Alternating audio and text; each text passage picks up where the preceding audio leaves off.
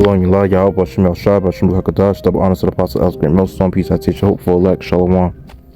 And I may title this lesson, Wealthy Maine Couple Responsible for Killing Trees to Secure Ocean View. And as it says in the title of this article, it says, Wealthy Maine Couple accused of killing trees to secure ocean view, poisoning community sole public beach in the process. This is by Christina Coulter, Fox News, June 20, 2024, updated on June 21, 2024, 8:15 a.m. ET. So it says, two Maine millionaires are bickering in court over accusations that one poisoned the other's trees to score the ultimate ocean view, and that in doing so, a lethal herbicide leached into their small community's only public beach. Lisa Gorman, wife of the late LL Bean, President Leon Gorman, claims that her neighbor applied herbicide to her oak trees without consent in 2021, the Associated Press reported. And it says, neighbor Amelia Bond, former CEO of St. Louis Foundation, then offered to split the cost to remove the dying trees from the front of the Camden home in 2022, according to legal documents reviewed by the AP. This gave Bond an unobstructed view of Penobscot Bay, an idyllic harbor filled with lobster boats, yachts, and schooners. The destruction didn't stop at the Gorman property. Herbicide tibutiran spread next door to the town's only public seaside beach, prompting a legal investigation. Residents were seen walking their dogs just 500 feet away from the soil where the herbicide, lethal to aquatic plants, was detected, according to the AP. Bond and her husband, Arthur Bond III, an architect whose aunt is former U.S. Sen. Kit Bond, have paid thousands to the state and $1.5 million to Gorman, to town's planning and development director, told AP. And it says the couple part-time transplants from Missouri are also on the hook for further monitoring and remediation to the late Memorial Beach and its park, and Maine Attorney General Aaron Frey has agreed to investigate the incident further. Many residents of Camden, made up of just 5,000 residents, don't think the fines are adequate punishment, with some calling for harsher fines or even criminal prosecution. Quote, anybody dumb enough to poison trees right next to the ocean should be prosecuted as far as I'm concerned, Paul Hodgson, a resident, told the AP. The maximum fine that can be imposed by the Maine Board of Pesticide Control is $4,500, which the Gormans already paid. Rep Vicky Giudera suggested that perhaps there should be a sliding scale for wealthier perpetrators. It makes me so livid, Giudera told the AP. This situation, the minute I heard about it, thought, wow, these people are going to get a slap on the wrist. That's just not right.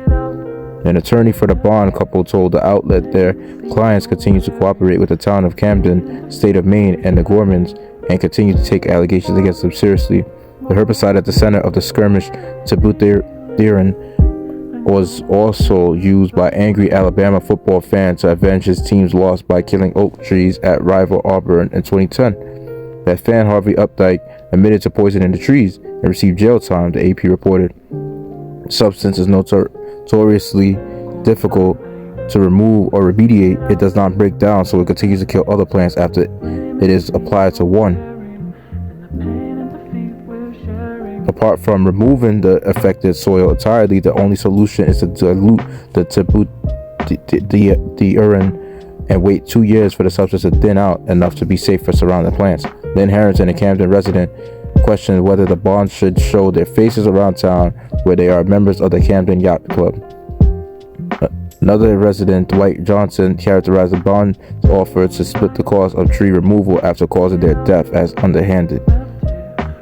Most acknowledge that the fabulously wealthy part-time residents from away, the Mainers' expression for out-of-towners, have enough money to comfortably shoulder fines and get away with their action.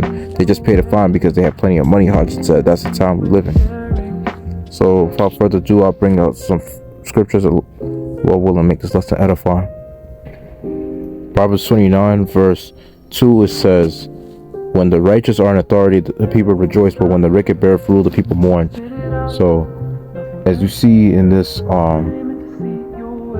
bugged out, bizarre world that we live in, which of course that would be a world that's in reverse of doing things completely polar opposite to what's righteous.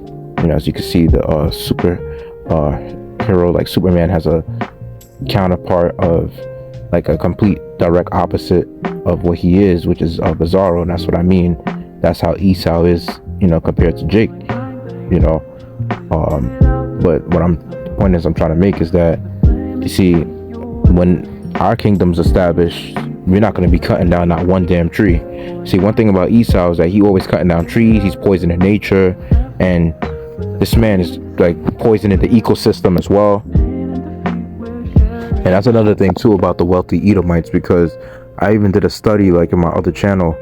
I believe it was like a few years ago, something like that. But I remember I did a study that it shows that majority of wealthy Edomites are the ones that's destroying the ecosystem. They're the ones that's contributing to most of the pollution.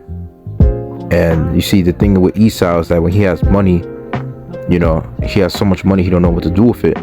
So, and we're talking about the wealthy Edomites here, because there's different classifications of Esau, in the social class. And you even have the ones on the bottom, the lower level Edomites, pretty much that are residents of that town. There's Edomites complaining about what the wealthy Edomites are doing in the town. So you got Esau literally talking against Esau. You know what I'm saying? And that's a curse, because scriptures say that, it talks about Egyptian going against Egyptian.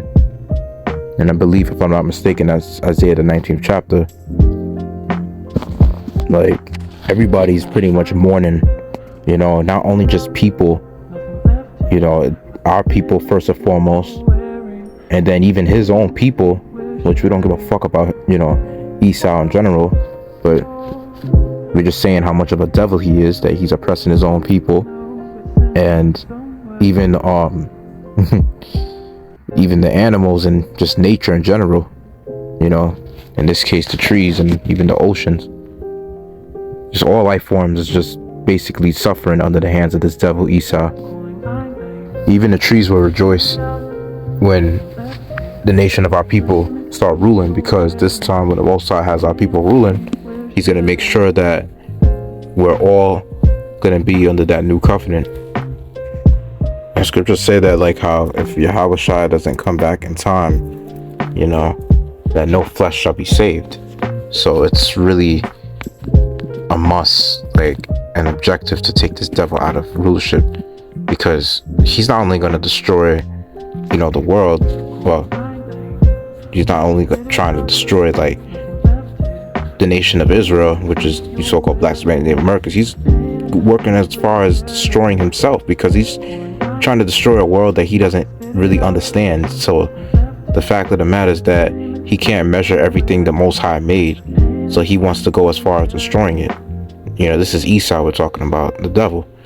And it says in Matthew 24 verse 22, it says, "And except those days should be shortened, there shall no flesh be saved, but for the elect's sake those days shall be shortened." So yeah, that's why Esau in this time period has the shortest rulership as compared to the other nations. So yeah, this devil Esau is like, he can't understand the world that the Most High made. And Lord said himself that a lot of things he has in creation, like, it's immeasurable. And you see, the thing about Esau is that there's certain parts of, let's say, this land that he can't access, like certain landscapes that he can't really, discover, but they haven't discovered this whole earth as they make it seem like. There's certain landscapes out there that only the elect will be able to pretty much discover, and what Esau does with that, it's like, he realizes that certain things are out of his control, so what he wants to do in turn is just destroy it. And it's like the Most High limit you and appointed your bounds, and yet you're just destroying everything, that he has limited you to. Yeah, if that ain't the devil, then I don't know what the hell that is at that point.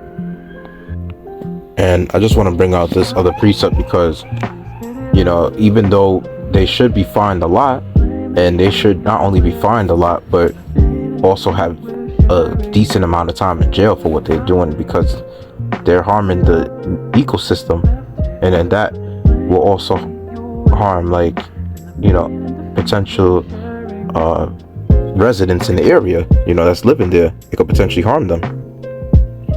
It says in Psalm 73, start at verse 3, it says, "For I was envious at the foolish when I saw the prosperity of the wicked." And it says, verse 4, "For there are no bands in it death, but their strength is firm. They are not in trouble as other men, neither are they plagued like other men.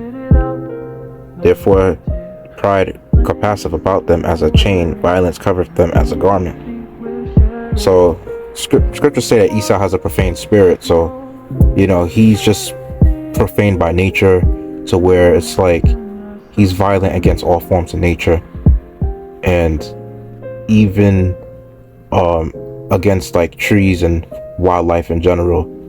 This devil Esau is destroying like the ecosystems, even just to build golf courses and to do certain, like having certain factories to be expanding. He's going as far as destroying the ecosystem just to push his businesses and his factories, which is detrimental to to nature and wildlife, because it really shows you how sick they are. Because this is for everyone's health, for trees to be around. That's like a natural antidepressant, having healthy trees and healthy oceans. But it's like, nah, this devil wants to destroy all of that. And the reason why I brought out the verse 5, that how they're not in trouble like other men, is because they get away with it. Like I mentioned in the article, they're basically getting a slap on the wrist. And mind you, the residents that mentioned that how they should be fined and arrested, have harsher penalties, those residents that's mentioned in that are Edomites and damn selves. And you see, that's the thing about Esau.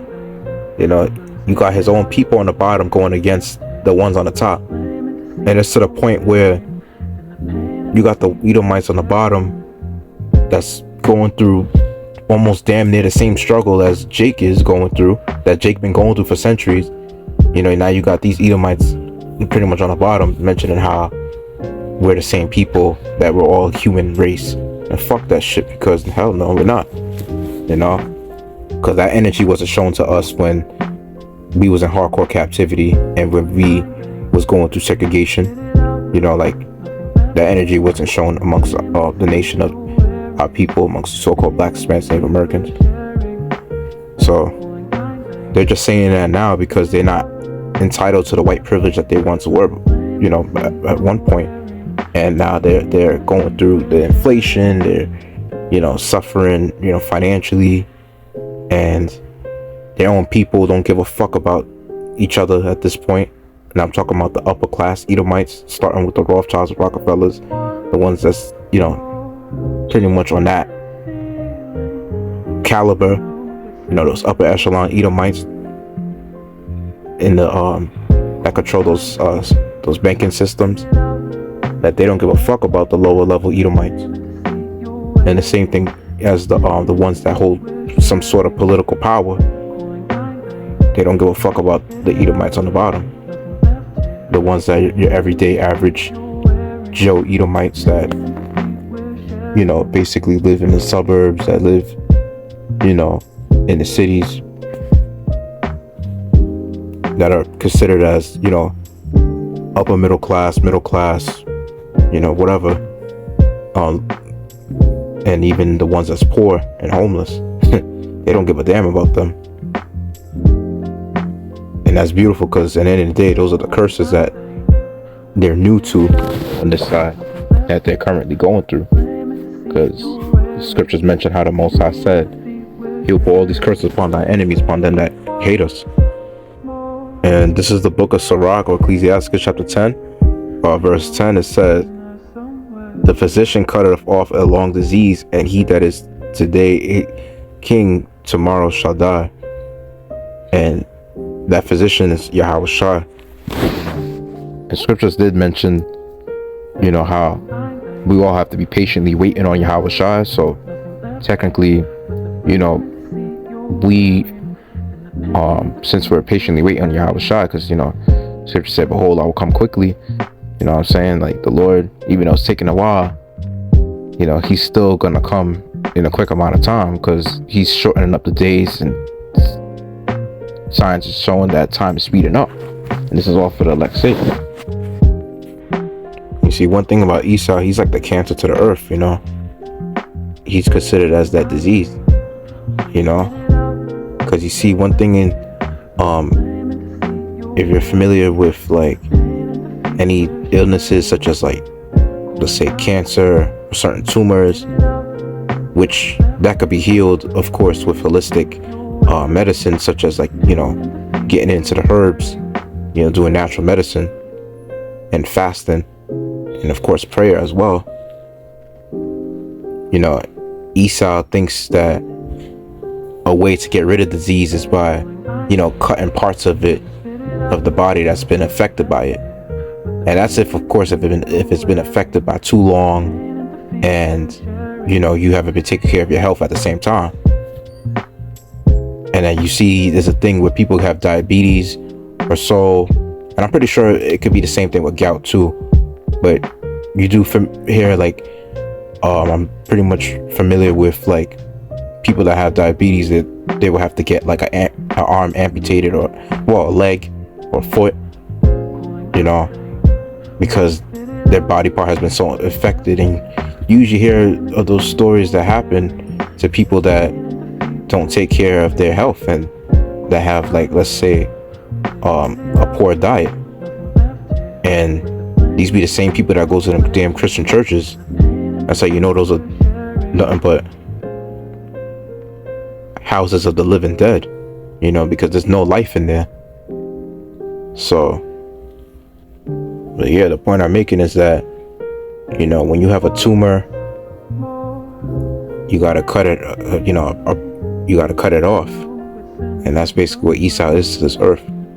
And before, like, of course, because after the 1,000 years, captivity that he serves, he's gonna be, completely wiped out. It'll be a genocide for his race. But before that, he's gonna have to work for 1,000 years,